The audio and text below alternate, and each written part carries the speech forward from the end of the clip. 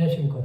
오늘은 로마서 7장 9절에서 12절의 말씀으로 율법은 거룩하고 계명도 거룩하고 의로우며 선하도다 라는 제목으로 하나님의 말씀을 나누고자 합니다.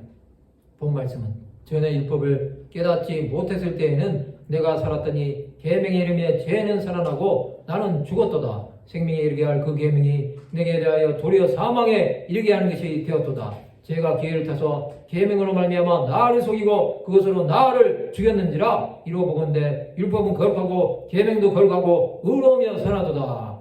율법을 깨닫지 못했을 때는 살았습니다. 이것은 죄에 대한 지식이 없기 때문에 산 것입니다. 그러나 계명에 이르며 죄는 살아나고 나는 죽은 것입니다. 계명은 죄를 깨닫게 하는 것입니다. 나는 허물과 죄로 죽은 자라는 사실을 알게 된 것입니다. 생명에 이르게 할 그 계명이 도리어 사망에 이르게 하는 것이 된 것입니다. 율법은 우리가 죄인임을 깨닫게 할 뿐입니다. 제가 기회를 타서 계명으로 말미암아 나를 속이고 그것으로 나를 죽인 것입니다. 죄는 사람으로 하여금 죄인됨을 나타내는 것뿐입니다. 율법이 없으면 죄를 죄로 여기지 않는 것입니다. 하나님의 말씀인 율법은 거룩하고 계명도 거룩하고 의로우며 선한 것입니다. 율법은 신령한 것입니다. 즉 생명이라는 것입니다.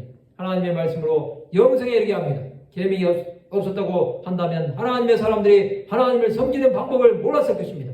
율법과 계명은 반드시 지켜야 하는 것입니다. 계명은 생명의 말씀으로 그리스도께로 인도하는 것입니다. 구약시대의 하나님의 사람들은 율법이 하나님을 섬기는 기준이 되었습니다. 요한복음 14장 21절에 보면 나의 계명을 지키는 자라야 나를 사랑하는 자니 나를 사랑하는 자는 내 아버지께 사랑을 받을 것이요 나도 그를 사랑하여 그에게 나를 나타내리라. 율법과 계명은 하나님께서 주신 것입니다. 이것은 믿는 자들이 하나님을 섬겨하는 이유가 나와 있는 것입니다.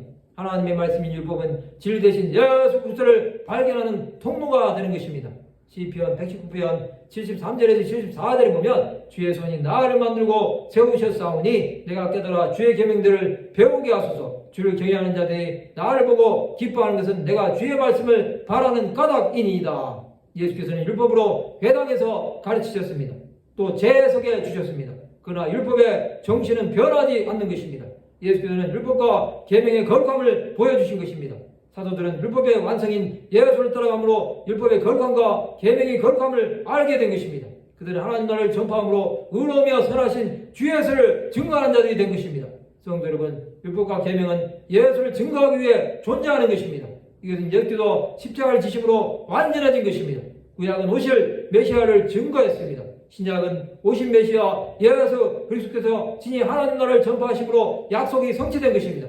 율법은 하나님으로부터 시작해서 예수부터의 구원으로 완전해진 것입니다. 이제 남은 자들의 사명은 율법과 계명의 거룩함을 나타내는 자들이 되어야 합니다. 말씀을 마치고자 합니다. 율법은 거룩하고 계명도 거룩하며 의로우심을 믿음으로 주 예수를 증거하는 자가 되는 하나님의 백성들이 되시기를 주님의 이름으로 축원합니다.